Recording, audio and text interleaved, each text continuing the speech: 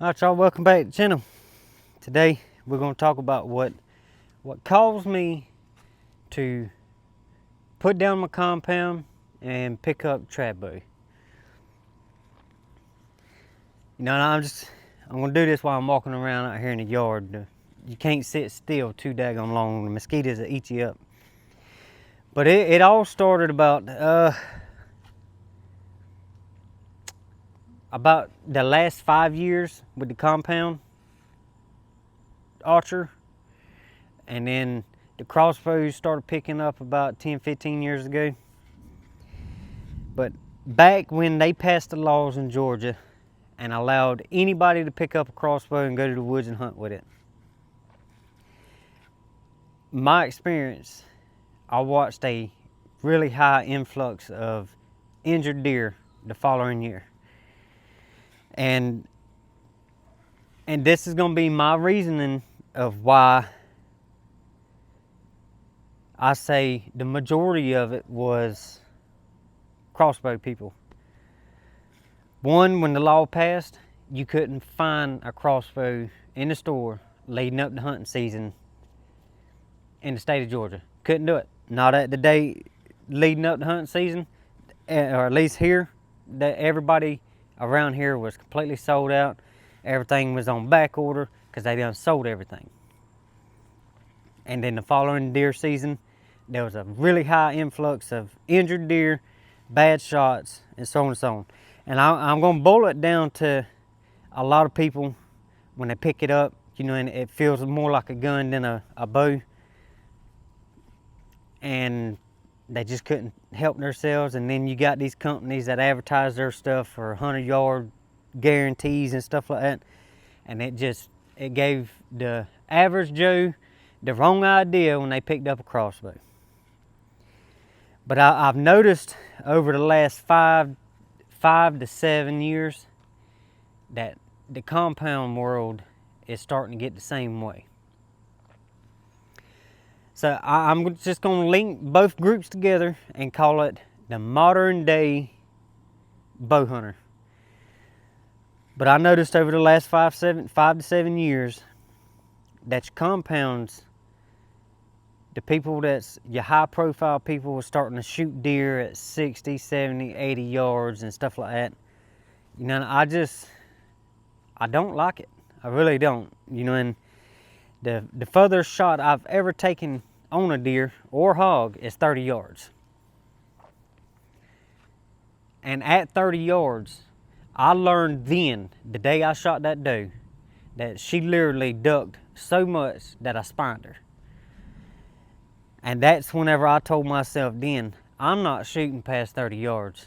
She almost ducked my arrow at 30 yards. And that was my limit.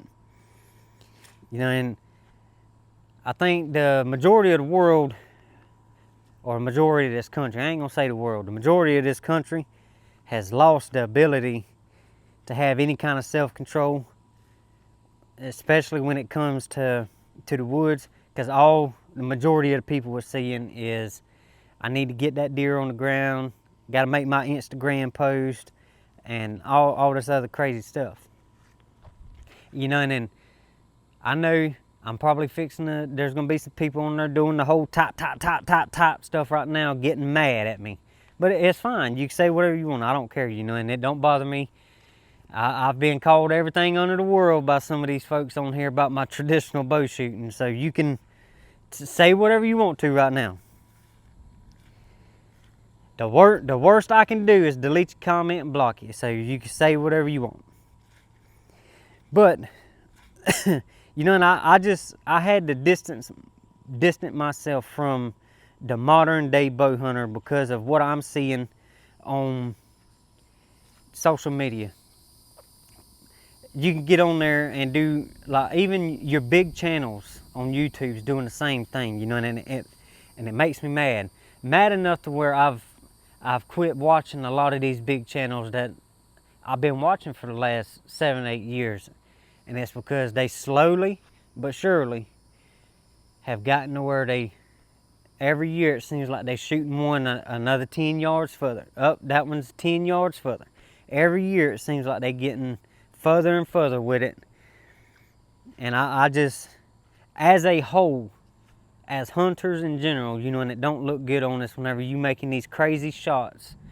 Some of them's making perfect shots, but the majority of them, from what I've seen, is making borderline shots, and they end up losing them, or whatever the case may be, because they shouldn't have, one, shot that far, and two, the average Joe nowadays don't know how to track a deer.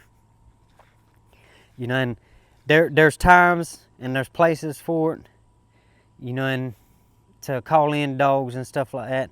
But I've noticed that's another high influx of is, which I used a dog last year to find my buck, and it was simply because I didn't want to lose it. It wasn't because I couldn't track it, is I didn't want to lose it because it was my first deer in general with a trad bow, so I wanted to make sure I found it.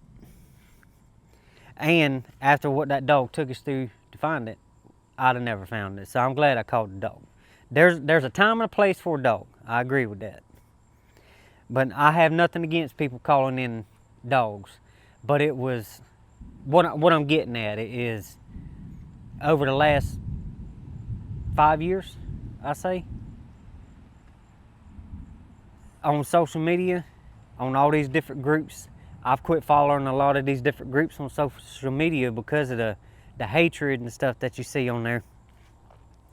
And it seemed like some of these big channels started promoting calling in dogs a lot, and then it just blowed up for whatever reason. And then you start realizing how many people don't know how to track a deer. That one I used last year is the first time out of, let's say I've been hunting 22 years, 23 years. Yeah, 23 years on my own, you know, and figuring out how to do things on my own for about 23 years. And that's the first time I've ever had to call a dog. And it was because I was more wanting to guarantee that find versus me trying. I'd rather have a dog. But anyways. But I've just noticed a really, really high influx of people getting on there asking, hey, who can I call? Who's got a dog? Blah, blah, blah. And you'll see 10 to 15 posts a day on there, and it's like, wow. Can't believe there's either one, that many people making that bad of shots, or two, they don't know how to track a deer. But anyways, you know, it's just a persona that the modern day bow hunter is putting out there of shooting deer so far, making bad shots, and so on and so on. But you know, that's what led me to go down the traditional world, and I don't regret not one bit of it. I don't have absolutely one item in my house that has anything to do with a compound. I sold every last bit of it, all in one lot. The guy that bought it got a really good deal on a really good bow, about 4 dozen of arrows, and anything and everything that you could possibly want for a bow. He got doubles of it. But we're gonna wrap this up. Hey, we appreciate y'all watching. Stay tuned, we'll catch you on the next video.